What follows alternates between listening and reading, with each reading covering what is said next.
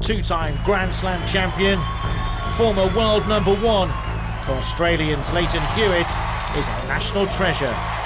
He's one that's kind of kept the Australian colours flying higher than anybody else for a fair number of years.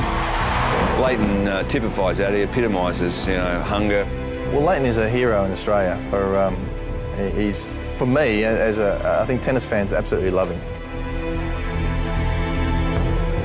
I guess I was fortunate though for a number of years. I didn't have any major setbacks, and then I obviously had hip surgery, and it was tough to bounce back from that, and obviously the mental side of it as well, to be able to be prepared to go through the tough times and obviously lose your ranking a little bit because you're not able to compete, and then come back and you're probably not going to be at your best for another 6 to 8 months after that anyway.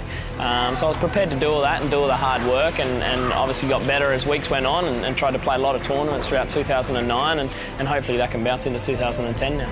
As a product of a country celebrated for its fighting spirit, Hewitt was always going to battle his way back to the top and prove that having such a serious operation wouldn't stop him competing with the elite. Nobody could question his fighting spirit. I mean, he's one of the grittiest players on the tour, still. Throughout his career, what he had in his favour in a lot of cases, in my view, was he never let anything go. He never left anything on the table. He went after every ball. He was hungry, he still is. He's fit and he's playing some of the best tennis I think he's played in a long, long while. I think all of us have that never say die attitude, and we're willing to do the hard yards to sort of try and realise our dreams, or get as close as possible as that. For me, obviously being a huge Australian rules football fan growing up and come from a sporting background in that as well. So that's obviously given me a lot of drive to pursue a sporting career.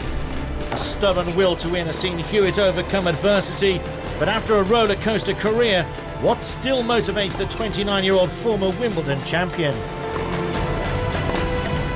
For me, it's Grand Slams and trying to keep improving and become a better player. And I think when my body's close to 100%, then Grand Slams, it takes some of the best guys to beat me. And if you get the right breaks in some of those big tournaments over 2 weeks, then anything can happen.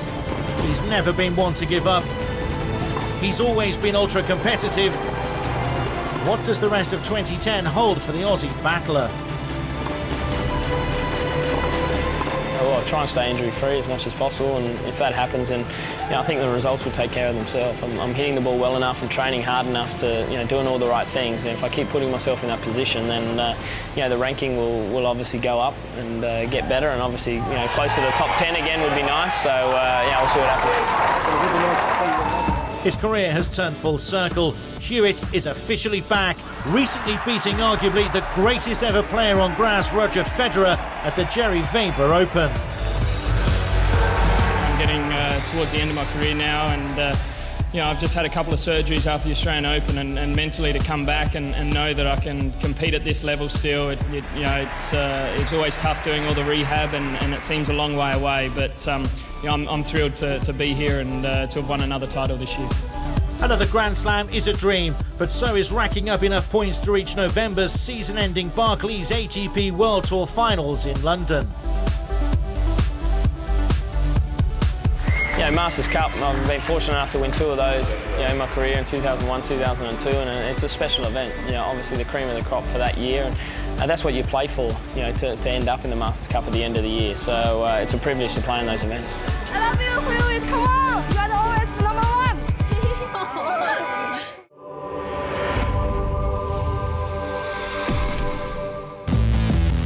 Next week on ATP World Tour Uncovered, it's the jewel in the crown. We're back on the green grass of SW19 as tennis fever sweeps into London. And we get up close and personal with one of the tournament's potential dark horses.